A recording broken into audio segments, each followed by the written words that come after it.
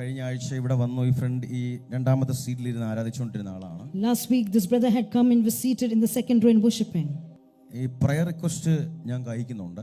പഴയ company cancellation ചെയ്തിരുന്നു, പക്ഷെ പുതിയ കമ്പനിക്ക് എത്ര നോക്കിയിട്ടും ഇദ്ദേഹത്തിന് വിസ അടിക്കാൻ പറ്റുന്നില്ല. എന്താ കാര്യമൊന്നും ഒരു പിടിയും കിട്ടുന്നില്ല. The old company had cancelled his.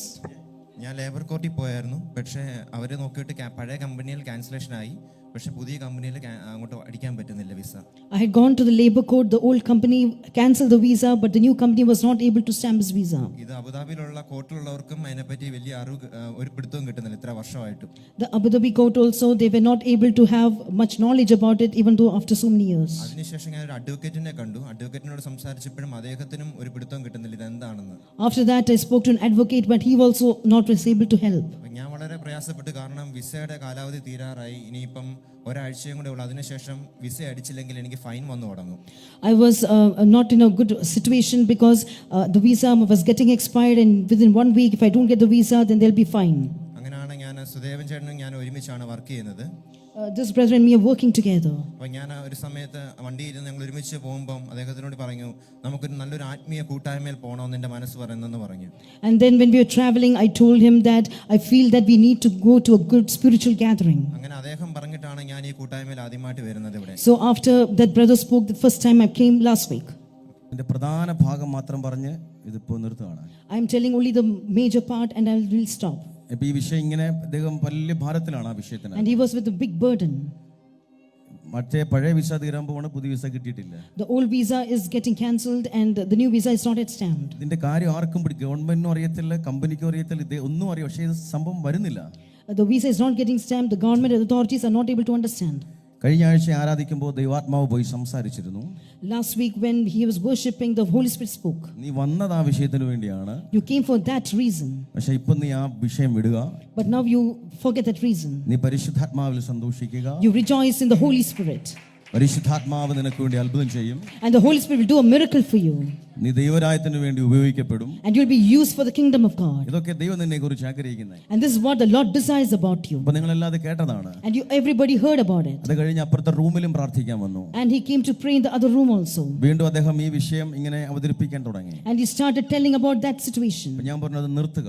And I told him stop that. ഈ വിഷയം നീ ഇപ്പോ മറക്കുക. You forget that situation. നീ ഇത്രയും ദിവസങ്ങൾ പുറകെ നടന്നിട്ട് കിട്ടിയില്ലല്ലോ. You went after it all these days but you were not able to get it. അപ്പോൾ ഇനി അത് നീ ചിന്തിക്കണ്ട. So now do not think about it. നീ അത് വിടുക. You forget it. നീ പരിശുദ്ധാത്മാവിൽ സന്തോഷിച്ചു തുടങ്ങുക. You start rejoicing in the Holy Spirit. നീ ഇത്രയും നാളും ഇതിനു വേണ്ടി നടന്നിട്ട് കിട്ടാത്തത് പരിശുദ്ധാത്മാവ് നിന്റെ പുറകെ കൊണ്ട് തരും. What you had been walking around for all this time, the Holy Spirit will come and give it to you. അങ്ങനെയാണോ പറഞ്ഞേ? ഹല്ലേലൂയ. Hallelujah. ആരാധന കഴിഞ്ഞു പോയി.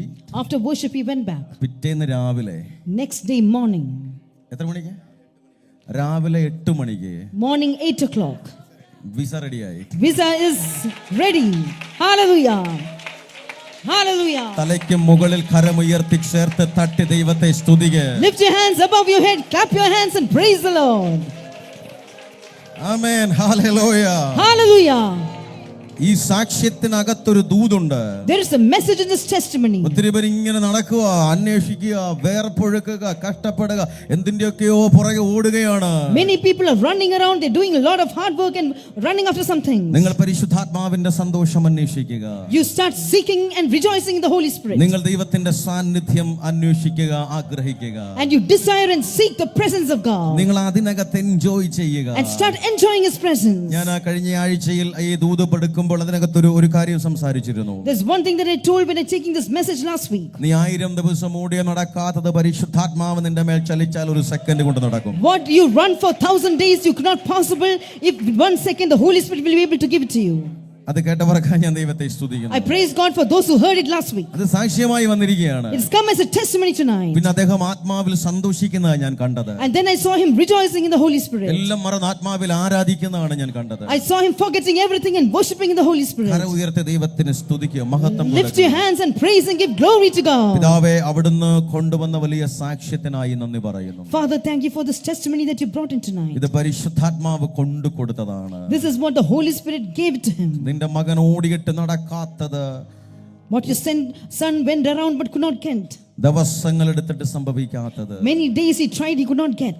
സെക്കൻഡുകൾ കൊണ്ട് പരിശുദ്ധാത്മാവ് ചെയ്തു കൊടുത്തതിനായി സ്തോത്രം We ചെയ്യുന്നു. thank you, Holy Spirit, that within seconds you did it for him.